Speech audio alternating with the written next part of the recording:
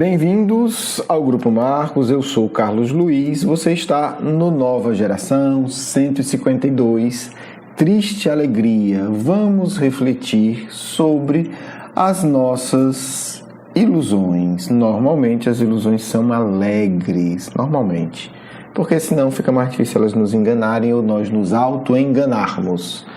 Bem, hoje a gente vai fazer um trabalho diferente. Vamos ler e refletir, vamos ler um poema e refletir sobre o poema Depois da Festa. É um poema curtíssimo, um poema publicado no livro Parnaso de Além Túmulo, um livro que ainda precisaremos estudar, eu e digo nós, Movimento Espírita, um livro extraordinário, talvez a maior prova mediúnica do Chico Xavier, porque é muito interessante, né? Porque é um livro publicado em 1931, psicografado em 31, na verdade psicografado concluído em 31. Chico Xavier tinha, durante a psicografia do livro, 18, 19, 20 anos de idade, né? Então, assim, de uma qualidade poética excepcional, de uma qualidade poética reconhecida inclusive por membros, né, da Academia Brasileira de Letras. E assim, não foi um poeta, né, são dezenas. E o Chico Xavier foi capaz de reproduzir, né, de receber as mensagens adequadamente, cada um mostrando o seu estilo, dialogando com as temáticas, mas nada de cópia. Então, assim, extraordinário, né, do ponto de vista literário, é algo extraordinário. Ok. A gente vai pegar o poema, né, já falei, chama Depois da Festa, para refletir um pouco sobre a ilusão de uma vida carnavalesca. Porque hoje a gente não fala mais só do carnaval com uma data específica. A doença está se espalhando e já se espalhou muito. Então a busca de uma euforia excessiva que nos livre de nós mesmos não é mais só o carnaval, né? Virou, para a grande desgraça da humanidade, um estilo de vida, né? Então muitos de nós têm adotado aí um estilo de vida carnavalesco. Então a data vai servir apenas como uma referência inicial de reflexão desse fenômeno psicológico profundo que tem causado tantos problemas, né? A fuga, né? Porque o suicídio nada mais é do que o extremo da fuga. Então, o carnaval como fuga é meio caminho andado para o suicídio. Vamos ler o poema e vamos refletir um pouco sobre ele. Nada mais apropriado, né? E é legal falar que o poeta, ele ficou, o Álvaro Teixeira de Macedo, ele ficou famoso quando encarnado, ele desencarna em 1849. De onde é que o Chico Xavier, em 1930, ia tirar essa informação que é difícil até hoje na internet? Não tinha nada. De onde é que ele ia tirar que esse sujeito tinha existido? E ele fez um poema que realmente ficou famoso, que se chama A Festa de Baldo. Então é interessante que ele vem desencarnado e escreveu o poema Depois da Festa, né? Olha que sutileza poética aí. Como é que o jovem Chico Xavier, sei lá, com 19 anos de idade, ia saber, né, ter essas... E produzir um poema de alta qualidade, né? Então, é uma imensa prova da vida espiritual e da capacidade mediúnica, né, do Chico. Vamos lá. Depois da Festa. São apenas 4 estrofes, eu vou ler cada uma para a gente começar aqui a nossa conversa sobre o que acontece depois da festa. 4 frasezinhas, vou ler depois e a gente conversa sobre elas. Vamos lá. Não te entregues na terra a vil mentira, desfaze a teia da filácia humana, que a morte em breve humilha e desengana, a demência da carne que delira. Então, poesia é outra linguagem, né? Então, poesia é uma linguagem que, pela sonoridade, pela cadência das palavras, pelo ritmo, nos quer envolver emocionalmente. Então, a primeira abordagem de um poema é sentir, Né? O que é que ele quer que eu sinta com isso? Não te entregues na terra a vil mentira, desfaze a teia da filácia humana, que a morte em breve humilha e desengana, a demência da carne que delira. Uma vez sentido, vamos agora tentar entender essas 4 pequenas frases. Não te entregues na terra a vil mentira.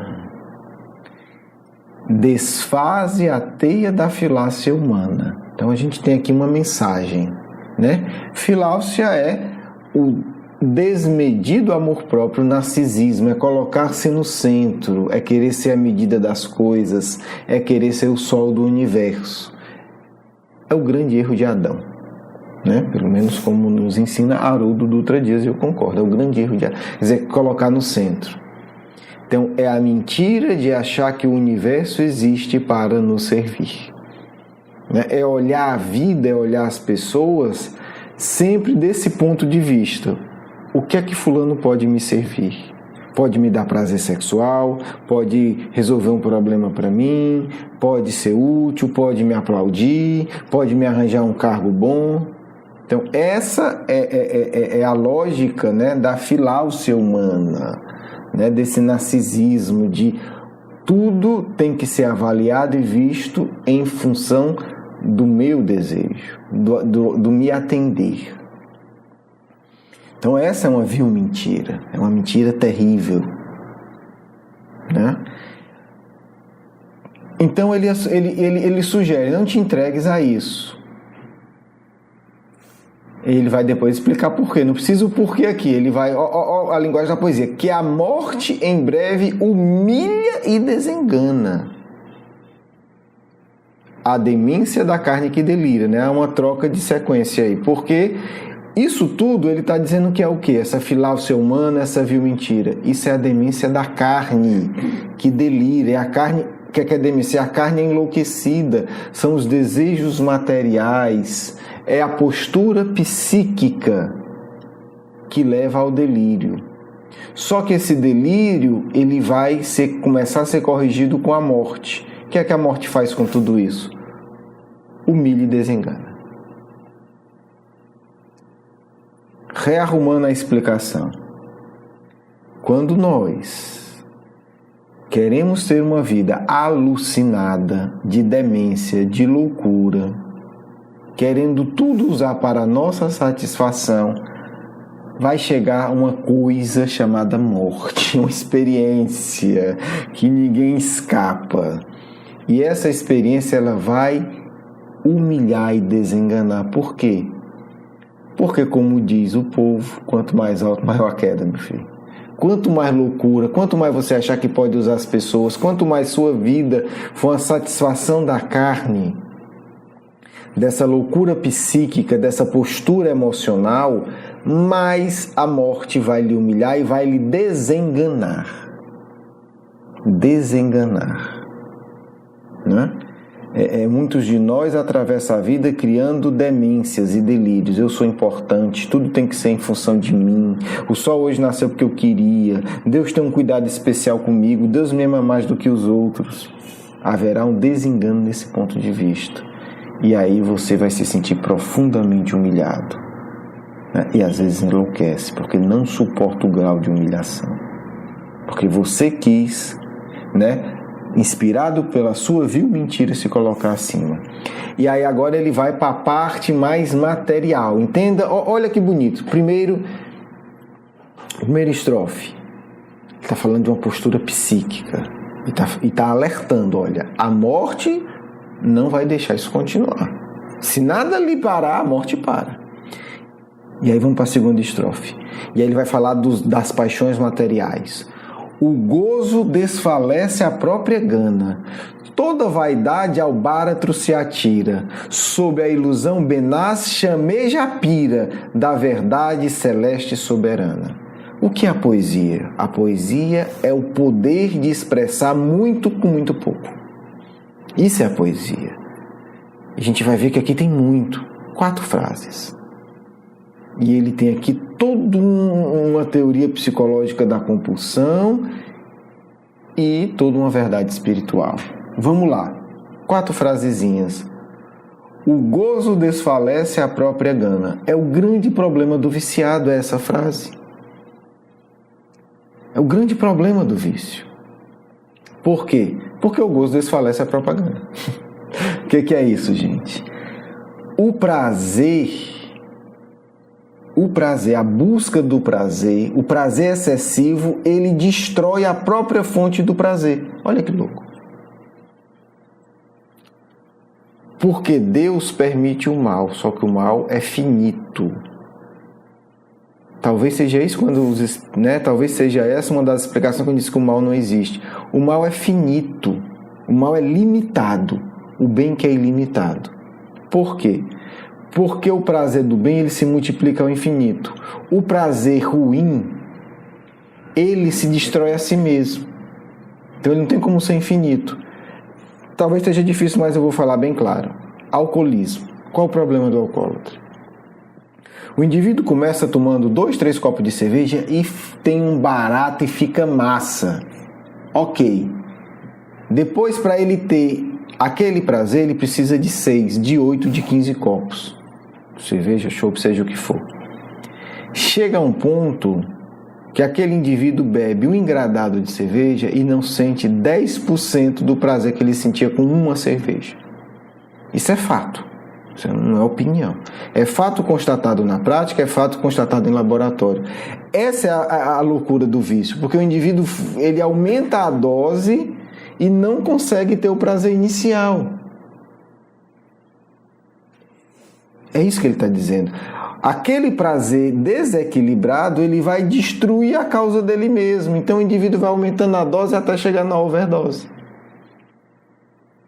Então ele consome 30 vezes mais da quantidade de droga e não consegue ter 1/3 do prazer que ele tinha com aquela pequena quantidade. O que é isso? É um limite de Deus ao prazer desequilibrado. E aí ele continua. Toda vaidade ao báratro se atira. Então ele está falando de uma realidade biológica, fisiológica, mas ele está falando de uma realidade psicológica. Ele retoma nessa outra linha. A vaidade, todo tipo de vaidade, leva o indivíduo ao báratro, ao abismo, ao precipício. Toda vaidade leva ao precipício, à destruição. Olha que coisa curiosa. Do mesmo jeito que a experiência química desequilibrada destrói a fonte do prazer, toda postura psicológica, estão falando de vaidade, conduz o indivíduo à desgraça, ao precipício. E foi a frase que eu vou ler, foi a que eu mais gostei. Sob a ilusão mendaz, chameja a pira da verdade celeste soberana. Eu fui pesquisar para entender isso aqui melhor e me surpreendeu a capacidade de síntese. É uma linha. Sob a ilusão mendaz, quer dizer, embaixo da ilusão mendaz, sob a ilusão mendaz, quer dizer, abaixo dela, da ilusão mentirosa, da ilusão falsa. Chameja, quer dizer, chameja a gente está falando de chama, fogo. A pira, ele não é só fogo. A pira é o fogo usado no funeral. Né? Quando a gente tem ritual de cremação, você bota o corpo ou o caixão, aí dependendo, né? Os hindus botam só o corpo, embaixo você bota a madeira, um elemento combustível e acende. Aquele fogo é a pira. Então ele fala duas linguagens. Ele está falando da morte de novo. Lembra que na terceira e na quarta linha na terceira linha ele falou da morte, na terceira linha de novo agora ele está falando da morte. Né? Há um equilíbrio no poema. Então, na terceira linha da discussão ele fala da morte, só que ele está falando da morte como? Na ideia da queimação fúnebre. Então, ele está usando como símbolo, né, a chama que queima o caixão, o corpo, o cadáver, mas ele está falando também que há uma chama que queima, que é uma chama da verdade celeste e soberana. O que é que ele está dizendo? Você pode ter o prazer desequilibrado, o que você quiser que ele vai se anular. Você pode alimentar a vaidade, que tudo é feito para você, que você vai caminhar para o precipício. Porque no final das contas, meu irmãozinho, você vai morrer. E você vai ser queimado, independente de como seja o seu enterro, você pode morrer dentro do oceano, você vai ser queimado pela chama da verdade. Bonito porque é a mesma ideia, repetiu a mesma coisa. Mas com um ambiente psíquico, com referências totalmente diferentes. Então, não se iluda. A chama da verdade vai tocar seu corpo. Vai tocar. E aí, se você estiver bem, ela vai produzir prazer. Senão, vai doer. Vai doer muito. Vamos aqui agora para o terceiro, um pouco mais rápido, porque o nosso tempo já está se esvaindo. Olha, né? É bonito tudo isso. Fim da festa, de baldo riso infando. A alma transpõe o túmulo chorando, qual folha solta ao furacão violento. Então agora, o que ele falou, agora ele repete de uma maneira mais direta. Acabou a festa, meu amigo, você vai ter só o riso doente, infando, nefando, triste, ruim. Né? E aí ele faz uma referência ao baldo, que é o personagem dele. Não vou entrar nesse mérito, mas assim, nesse poema, um dos temas, que é o tema que ele faz link aqui, é uma festa que é feita para superar a monotonia da vida daquele, né, daquele povoado. O que é que acontece, né? Por que é que a gente vive dizendo que tem que quebrar a monotonia, tem que ir para a festa, tem que ter essa curtição? Porque a nossa vida psíquica é infeliz. E assim, não estou ofendendo ninguém, gente, mas a gente precisa falar algumas coisas, até para mim mesmo. Essa busca excessiva de lazer mostra uma pobreza de vida íntima. Não sou contra sair com os amigos, confraternizar, isso é ótimo, saudável, Jesus fazia isso. Mas quando a gente precisa de um excesso,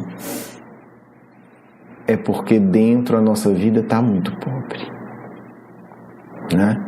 Então o baldo, né, conta um pouco dessa história de uma vida pobre emocionalmente que vai fazer coisas externas excessivas para se compensar.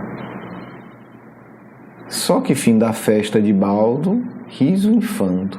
A alma transpõe o túmulo chorando, qual folha solta ao furacão violento. O indivíduo chega no plano espiritual totalmente alucinado. Isso vai acontecer agora no carnaval, por exemplo. O indivíduo desencarna e é assim, uma imagem perfeita, porque é isso mesmo. Ele está totalmente alucinado, angustiado. É uma folha que o furacão leva e o indivíduo não sabe onde está, não sabe se está em cima, se está embaixo, se está... Né? Quem já teve a felicidade de trabalhar em mediúnica que atende esses espíritos e ser médium desse tipo de comunicação sabe o que é isso.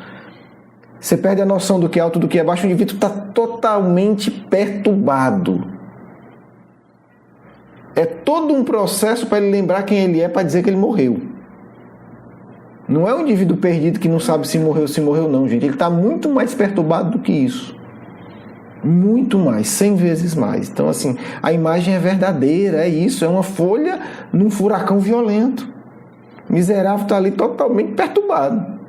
Lascado. E esse miserável pode ser a gente. Para encerrar por conta do tempo, tem mais coisa. E quem da luz não fez templo e guarida, desce gemendo de alma consumida ao turbilhão de cinza e esquecimento. Ele termina com uma pancada forte, porque o assunto exige.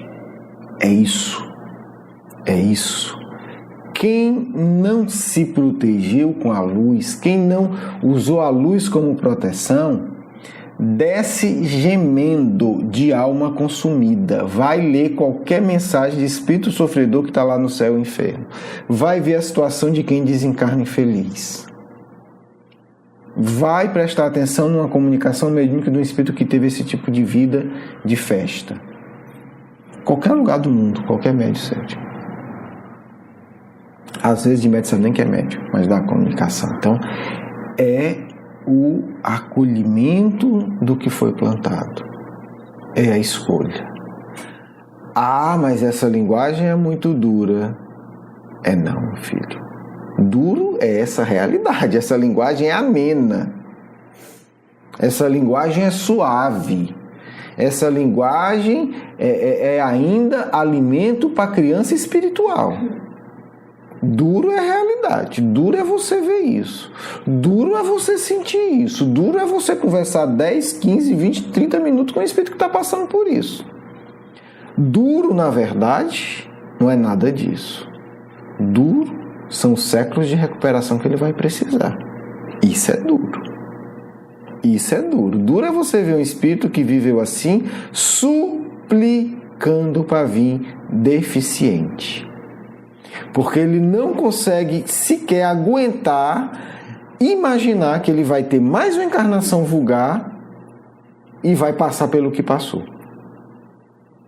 Né? Como uma folha solta sendo consumido num furacão violento. Isso é duro. Duro não é esse poema, não. Duro não é essa linguagem. Duro é a realidade. Porque dessa ninguém escapa. Esse poema, muitos podem dizer, exagerou e tal, besteira, vamos curtir a vida. Agora, quando a alma desce gemendo, meu irmão, não tem para onde ir. Porque a dor está dentro de você. E quanto mais geme, mais dói. Basta ler qualquer relato sobre a realidade do plano espiritual inferior. Meus amigos e amigas, é apenas uma reflexão, mas uma reflexão fundada no Espiritismo, né, a partir de um poema, mas a nossa referência é a codificação espírita, e tudo aqui que foi dito está confirmado na obra mediúnica que vem desde Kardec até os dias atuais, por exemplo, com Ivone Pereira, Memórias de um Suicida. Um excelente feriado, excelente carnaval, porque nós cristãos devemos aproveitar esses espaços de tempo para aprofundar a nossa espiritualidade. A gente muitas vezes quer se colocar em vítima, não tem nada para fazer, tem conto de carnaval, não falta livro, não falta estudo. Você tem aqui no Grupo Marcos aí dezenas de aulas sobre os mais variados temas. Você pode escrever, você pode meditar, você pode se conectar com as esferas superiores. E se você é um pouquinho mais preparado, você pode se candidatar a sair do corpo e acolher os espíritos que vão desencarnar nessa situação. Porque os amigos espirituais precisam muito de energias humanas para acolher esses milhares de almas que vão desencarnar se autoconsumindo na perturbação. Então, não falta o que fazer, não falta trabalho. Um bom feriado, um bom carnaval, que Deus nos ampare. Um grande abraço.